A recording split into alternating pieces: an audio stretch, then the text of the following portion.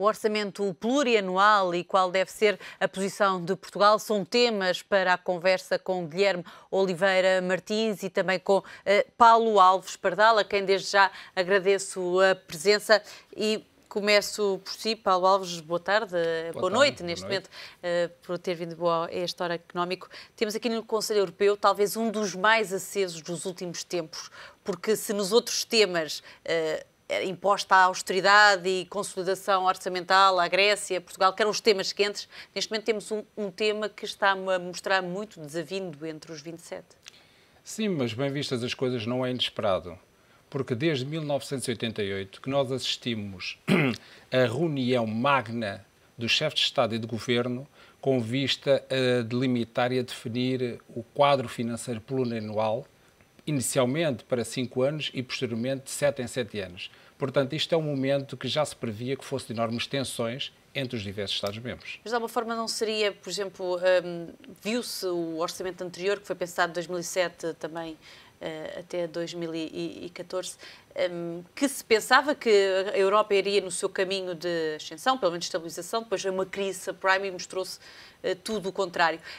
7 anos não começam a dar provas de que poderá ser demasiado tempo para um orçamento vigorar? Deveria ser menos tempo para poder responder também às questões que se vão pondo? Essa questão é muito pertinente, porque se nós formos ver do ponto de vista técnico, não se trata verdadeiramente de um orçamento.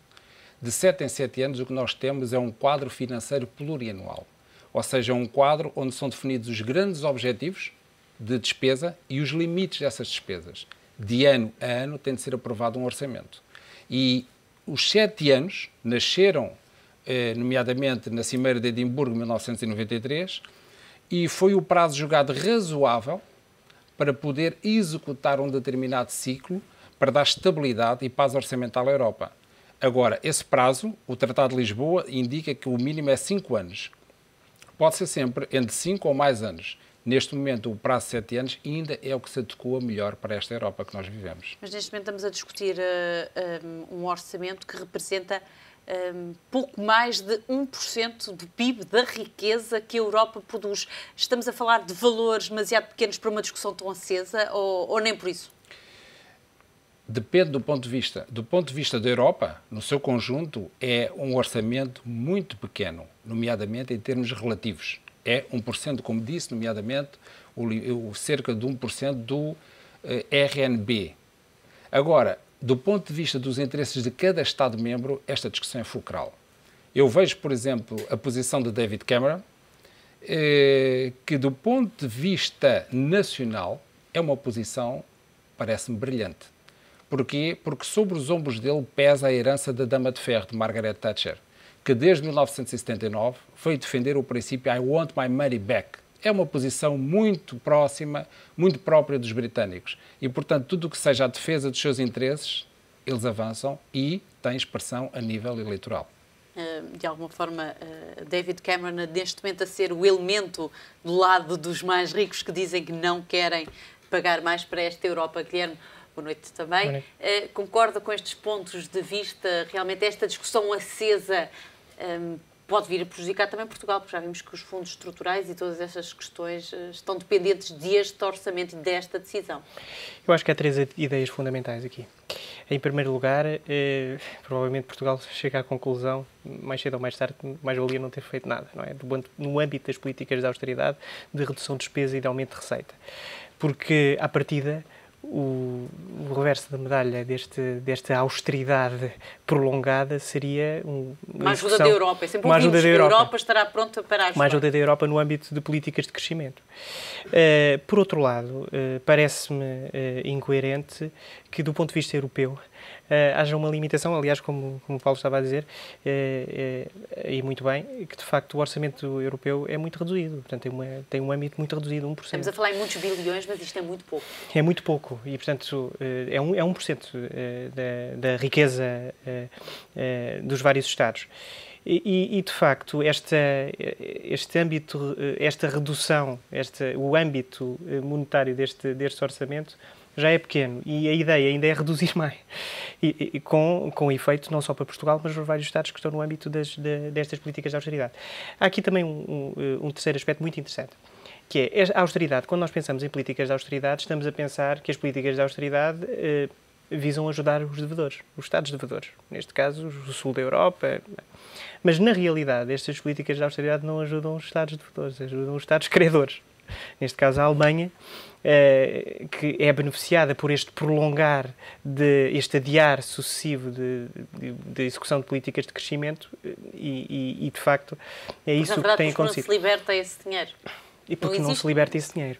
E, portanto, é preciso defender, com base nestas três ideias, é preciso defender esta ideia, que é completamente incompatível com o exercício de políticas nacionais, esta restrição do orçamento da União Europeia apenas à coesão. E com reduções, não é? Porque nós estamos a falar, no caso português, de uma redução que rondaria os 17%, não é? Se não, numa das piores hipóteses, em 20%.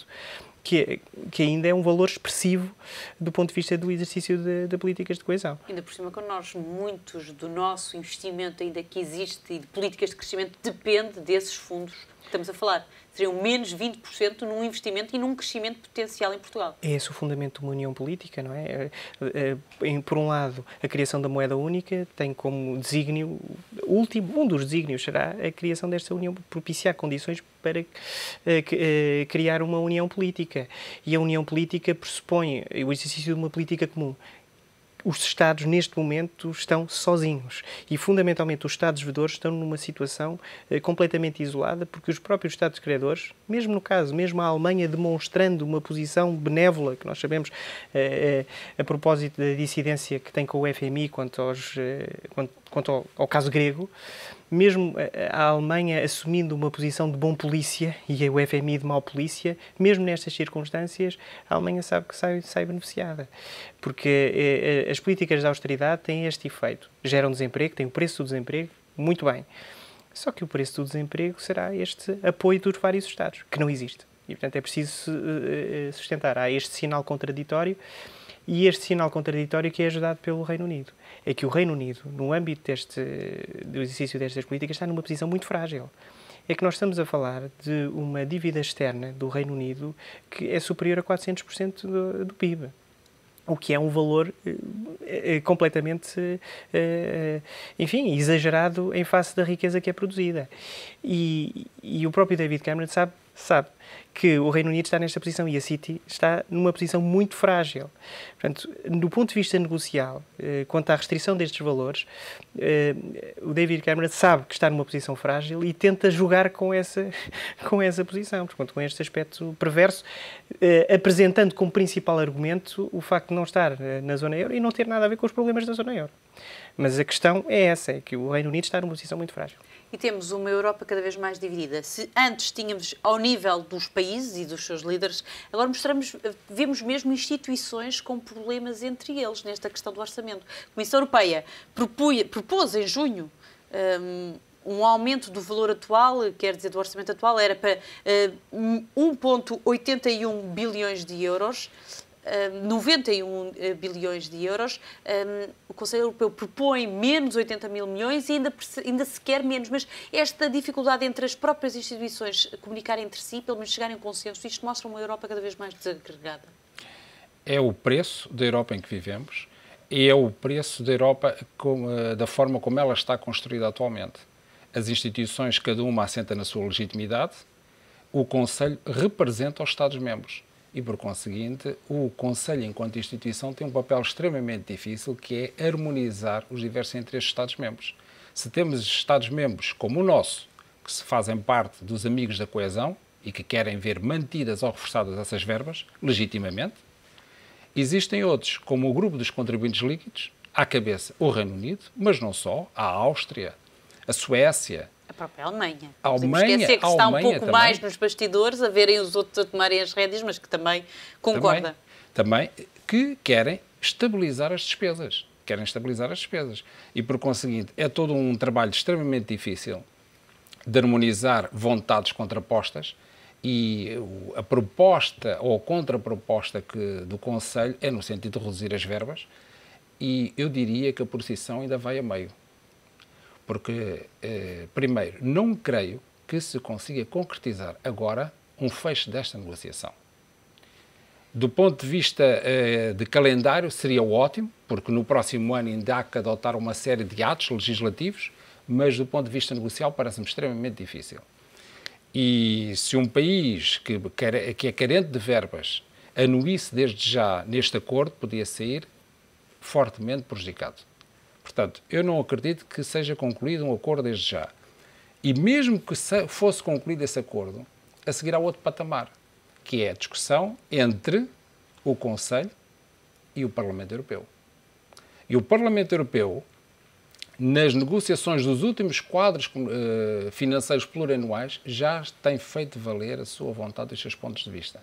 Portanto, isto ainda vai ser um processo que ainda vai correr. E vemos aqui o Presidente do Parlamento Europeu, nesta reportagem à chegada para o Conselho, a dizer que não concordava com esta posição intransigente, dizia o Presidente do Conselho Europeu, a posição intransigente do Primeiro-Ministro Cameron e do Governo inglês não é um bom início das negociações porque é semelhante a um ultimato. Isto não caiu bem dentro das instituições europeias, este ultimato, mas também tivemos Passos Coelho a dizer, também de forma de ultimato, que iria bloquear se houvesse realmente cortes. Estas negociações devem prolongar-se, como estava a dizer, muito mais tempo, mas estas reuniões bilaterais podem trazer mais frutos, estas que estão a decorrer. Seguramente. Estamos agora no plano político e, portanto, é agora em que os Estados tentam chegar a acordo. É difícil, é muito difícil. No passado não foi fácil chegar a acordo numa primeira tentativa. Portanto, a história da construção financeira da União Europeia tem-nos dado provas disso. Estas fases já são esperadas. Este é um momento em que os Estados tentam elevar ao máximo a fasquia para defender os seus interesses, mas é muito difícil que destas reuniões bilaterais seja alcançado já um acordo. Agora, é essencial agora os Estados fazerem fim a pé. E, acima de tudo, um Estado sozinho e isolado tem muito pouca força. O Estado que tem mais a ganhar neste fim a pé, desde já parece-me que é o Reino Unido, porque, como dizia, tem a herança que vem de Margaret Thatcher e, por conseguinte, o Reino Unido está interessado em manter um privilégio que obtém desde meados dos anos 80, que é o retorno das verbas orçamentais para o seu próprio orçamento nacional. E, por conseguinte, desse ponto de vista político e de análise política, isto é uma jogada de mestre de David Cameron. Portanto, ele está a colocar a fasquia demasiado elevada para conseguir manter o reembolso que os ingleses gozam, porque esse reembolso tem sido posto em causa por todos os Estados, quer os Estados, os tradicionais Estados, contribuintes líquidos, quer os novos Estados. Apontam sempre o dedo ao Reino Unido. E, portanto, era chegada a altura do Reino Unido ser mais solidário que a Europa. David Cameron aposta no contrário. David Cameron e por outros caminhos. Mas, Guilherme, e a forma como Passos Coelho se está a jogar neste campo europeu contra David Cameron, como estamos a ver, que o David Cameron quer os cortes do orçamento e Passos Coelho disse aqui no Parlamento que, pelo menos, têm que ser mantidos. Esta junção com os amigos da coesão, estes encontros bilaterais, é a melhor forma de se jogar? Sim, reforçando a ideia do Paulo, de facto nós não vamos ter conclusões deste Conselho, não vamos. O que é preocupante. À entrada já diziam todos. À entrada já diziam, mas não vamos. E, portanto, está perfeitamente demonstrado que não vamos ter qualquer tipo de conclusão produtiva. Os Estados elevam a fasquia, o Estado português está a fazer o seu papel. E de facto há este aspecto perverso no meio disto, é que o Estado português é um dos Estados que conduziu com maior rigor estas políticas de austeridade. Quando nós olhamos os próprios observadores norte-americanos, mesmo comparando o caso norte-americano com o caso europeu, Krugman esta semana vinha dizer no seu blog do New York Times, vinha dizer que isto vai ser um desastre. Do ponto de vista, o exercício das políticas da austeridade conduzem a um desastre certo, porque todos os Estados que estão abrangidos por programas e os Estados candidatos a estes programas de assistência financeira apresentam previsões de crescimento no negativo, todos no negativo. O que é demonstrativo que estão à espera de algo, estão à espera de um sinal dos outros Estados, daqueles Estados chamados credores.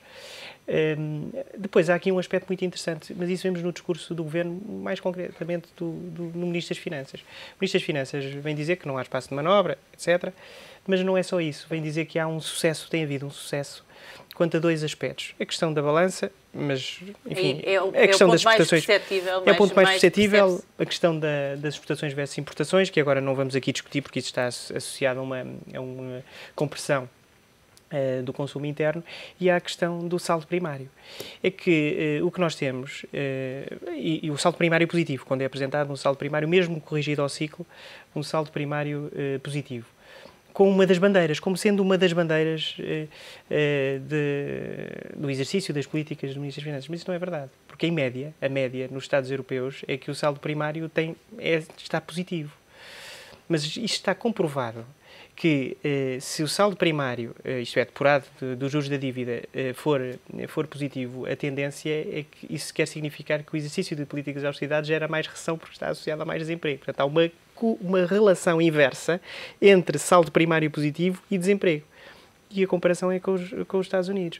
Nos Estados Unidos nós temos déficits elevadíssimos, com uma taxa de desemprego mais reduzida, e discute-se precisamente o contrário, que é a questão do fiscal cliff, que é uma proposta que se apresenta de redução abrupta das despesas e aumento abrupto dos impostos, com o intuito de combater este déficit primário, não é? Portanto, estes déficits excessivos.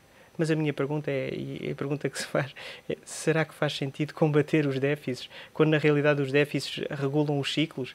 É que nós estamos a matar um instrumento fundamental do exercício de política orçamental, que são precisamente os déficits. Há aqui uma ideia errada, gera-se uma ideia que os saldos positivos, mesmo primários, são bons, mas não são. Não são porque geram desemprego. Mas, no entanto, a Europa continua a exigir a meta do déficit como primeira e única, e pergunto-lhe, Guilherme, no meio desta discussão toda da Europa, que ela própria não se encontra um rumo do que quer, como saem estes países resgatados? Temos a Grécia à espera de uma tranche que não se sabe, não se decidiu.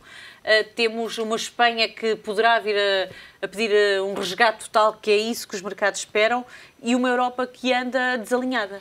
A questão da Grécia está resolvida. Acho que não há segredo nenhum quanto à Grécia. A Alemanha veio demonstrar uma posição mais quanto ao prolongamento do tempo, do curso do tempo. Eu acredito que a posição da Grécia está resolvida. Há situações preocupantes. Eu não diria só a Espanha. O próprio Economist já vem dizer e vem falar do caso francês, que é um caso muito preocupante, porque, enfim, se já o caso espanhol, sendo a Carta de Economia, já o era importante, o caso francês é muito importante. E pode ser que o caso francês encoste os Estados credores. Encoste os Estados credores no sentido de gerar uma solução de união, que não existe neste momento. Não há uma solução de união. Os Estados credores dizem aos Estados devedores: paguem a todo o custo, nós precisamos de resolver as nossas finanças internas, aprendam a nadar. Não sabem nadar? Aprendam a nadar. Estão fora de pé, mas a melhor forma de aprender a nadar será fora de pé. Não faz muito sentido. Paulo, concorda com esta opinião? No meio disto tudo, como é que saem os países, os resgatados, os pré-resgatados, se podemos chamar assim, toda esta situação? Concordo. E, se me permite, esta discussão acérrima que está a dar agora em Bruxelas pode abrir a porta a uma outra discussão, que é um orçamento para a zona euro. Se for concebido em termos de maior solidariedade, permitir, nomeadamente, as transferências interregionais de Estados mais ricos para Estados mais débeis, talvez seja uma porta, talvez seja uma oportunidade. Então seria já um caminho, já vínhamos uma Grã-Bretanha realmente claramente a ficar de fora, todos os outros a unirem-se. Poderia ser esse o caminho? Pode ser um caminho. Ainda cheio de escolhas. Não se sabe, mas pode ser. É uma possibilidade. Mas não provoca cada vez mais uma Europa dissonante, cada vez mais uma zona euro nos seus problemas, uma zona europeia de 27? Não torna mais confuso toda esta suposta união? Esta suposta união, nós não podemos esquecer que esta união sofreu o maior alargamento, o alargamento histórico pós-2004, que levou, em regra, a um empobrecimento generalizado da própria União. E, por conseguinte, hoje há muitas assimetrias entre esta União. E se há países que não manifestam vontade de encetar um caminho de convergência, então há outros que talvez tenham essa oportunidade. Então poderemos dizer que temos que escolher com mais detalhe e mais rigor os que seriam incluídos neste novo grupo da zona euro. Sim, mas vamos ver.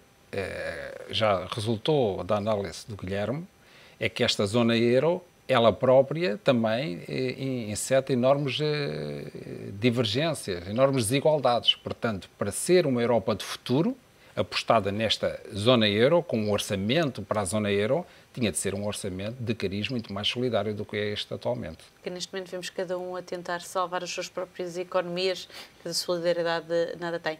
Diga uma coisa, se estávamos a falar realmente que não deveria haver qualquer acordo nestas reuniões, isso atrasa todos os calendários, estava a começar a falar nesse ponto há pouco. Esse é um problema preocupante, nomeadamente para a burocracia em Bruxelas, porque é necessário que haja este acordo a nível político, a nível do Conselho Europeu. Depois, é necessário que seja produzido um regulamento de aplicação do quadro financeiro plurianual, o que envolve o Parlamento Europeu, e as discussões no passado não foram fáceis com o Parlamento Europeu. E depois de aprovado esse quadro financeiro plurianual, há que aprovar um conjunto de atos legislativos, dezenas de atos legislativos, na política agrícola comum, na política de coesão, as ligadas à Agenda de Lisboa, agora Europa 2020, por conseguinte, tudo isso é muito, muito trabalhoso e muito problemático, tudo isso leva tempo. E há aqui um pormenor que, se me permite, que é o seguinte, é que quando se fala neste orçamento plurianual, que no fundo não é um orçamento do ponto de vista técnico, é o tal quadro financeiro plurianual, que dá limites a despesas, acoplada a ele vem sempre uma chamada decisão sobre recursos próprios, que é o ato jurídico de onde decorrem as receitas do orçamento da União Europeia. E esse tem de ser aprovado por unanimidade dos Estados e depois tem de ser aprovado por o Parlamento Nacional de cada um. Estamos a falar 27, com a Croácia. Agora, mais um. Então, muita água a decorrer debaixo desta ponte. Se tudo corresse bem, quando é que este orçamento podia estar em prática? Se tudo ficasse resolvido? O desejo é que isto entre em vigor em 2014, janeiro de 2014. Com um atraso? Com um atraso. O Tratado de Lisboa traz uma novidade. É que se o quadro financeiro plurianual não for aprovado em devido tempo, aplica-se o atual para o futuro. E se calhar Pedro Passos Coelho até consegue o que queria, que era pelo menos manter-se os valores em vigor em 2014 e todos os países, só que depois onde ter que resolver aí logo se vê então quanto é que a Europa vai ter para gerir os seus fundos comunitários. Obrigado a ambos pela presença neste Hora Económico. Muito gosto. Obrigado.